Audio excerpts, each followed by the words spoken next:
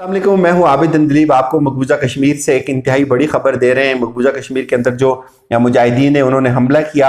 एक उनके जो किम था आर्मी का, उसके दरमियान आर्मी और उनके मुजाहिदीन के दरमियान एक शदीद झड़प जो थी वो तकरीबन 5 रोज तक जारी रही। कुछ लोग ये कह रहे हैं कि अभी तक वो झड़प जारी है।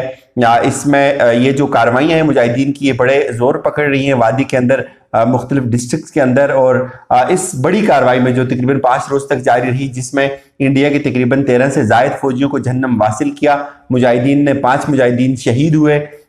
इस सारी कार्रवाई पे बात करेंगे। ये 8 माह बाद कैसे अचानक से जो है वो इतनी बड़ी कार्रवाई जिसने पूरी इंडिया की जो फोर्सेज है उनको हिला के रख दिया, कि कैसे मुमकिन है। ये लोग वो पाकिस्तान पे जो कि इल्ज़ाम लगाने की कोशिश की जा रही है कि पाकिस्तान है इस सारी कार्रवाई के पीछे, ये हमले जो है वो पाकिस्तान प्लान कर रहे हैं और पाकिस्तानी स्पॉन्सर्ड जो लोग थे मुजाहिदीन का कहा जा रहा है। हालांकि ऐसी कोई बात नहीं है। क्यों ऐसी कोई बात नहीं है? उसकी वजह यह कि जितनी भी जो बॉर्डर्स हैं वो सारी की सारी सील है, वहां अभी तक बर्फ पड़ी हुई है। और उसके अलावा इंडिया ने अपनी तमाम बॉर्डर्स को कवर किया हुआ है। 9 लाख फौज उनकी कश्मीर में। अगर वो 3-4 पाकिस्तानी मुजाहिदीन को हाइपोथेटिकली स्पीकिंग अगर जाते भी हैं तो उनको नहीं पकड़ सकते, तो वो किस बात का ये क्लेम करते हैं कि उनकी फौज है।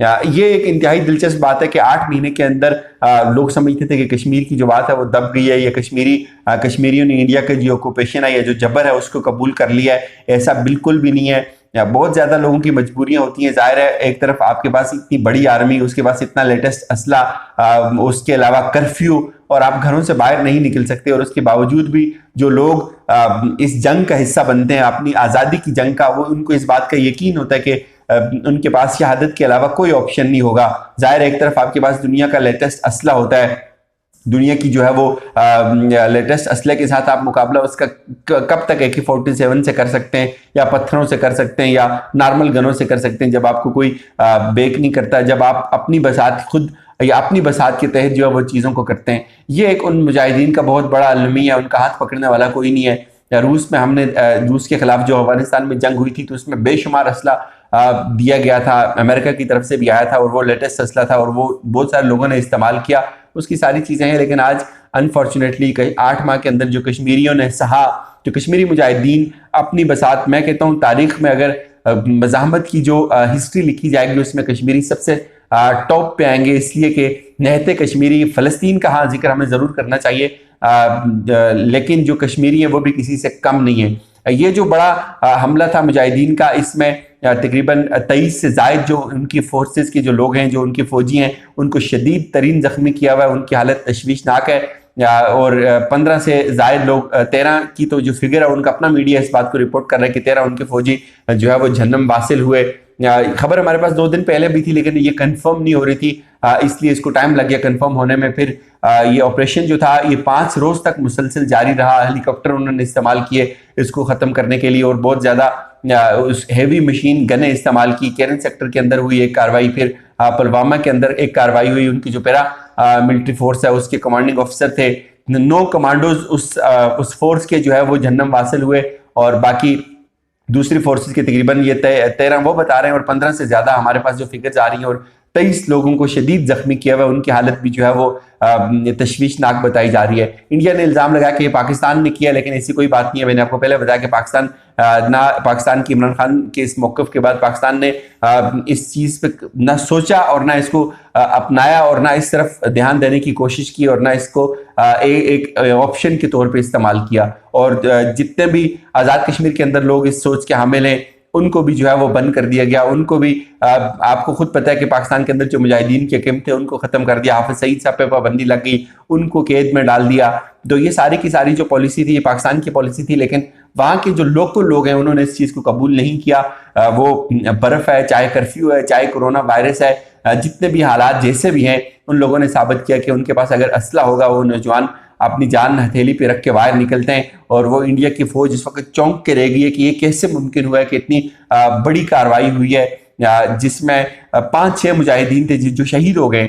उन्होंने इतनी बड़ी फौज को जो है वो घुमा कर रख दिया, और 5 दिन तक उन 5 लोगों ने हजारों की तादाद में जो है वो फोर्सेस को डिप्लाई किया गया, उनका मुहासरा किया गया, फिर उनको वहाँ शहीद किया गया, और बड़े असले का इस्तेमाल हुआ वहाँ। इवन हेलीकॉप्टर भी मैंने आपको कहा कि इस्तेमाल किया। होता क्या है, देखिए होता ये कि जब ये इंडियन फोर्सेस के लोग घरों में दाखिल होते हैं, उनकी इज्जतों को छेड़ते हैं, उन पे हमला करने की कोशिश करते हैं, उनके साथ बदतमीजी करते हैं, उनके घरों के सामने खड़े होते हैं, शीशे तोड़ते हैं। मैंने यहाँ तक की फुटेज देखी है, बिलीव यू मी, फौजी जाते हैं घरों में, घरों के सामने फायर करते हैं और घरों के शीशे तक तोड़े जाते हैं, और वो ये समझते हैं कि उन्होंने कश्मीर को फतह कर लिया और उन्होंने 9 लाख या 10 लाख फौज को डिप्लॉय करके जो है वो बहुत बड़ा कोई तीर मार लिया। लेकिन लोगों ने इस चीज़ को कबूल नहीं किया। लोग इसके लिए निकलते हैं बाहर, और पूरे जो उम्मत मुसलमा के जो एहसास रखते हैं, जो मुजाहिदीन हैं, उनसे भी अपील की जाती है कि आप कश्मीरियों को अपनी दवाओं में ज़रूर याद रखें।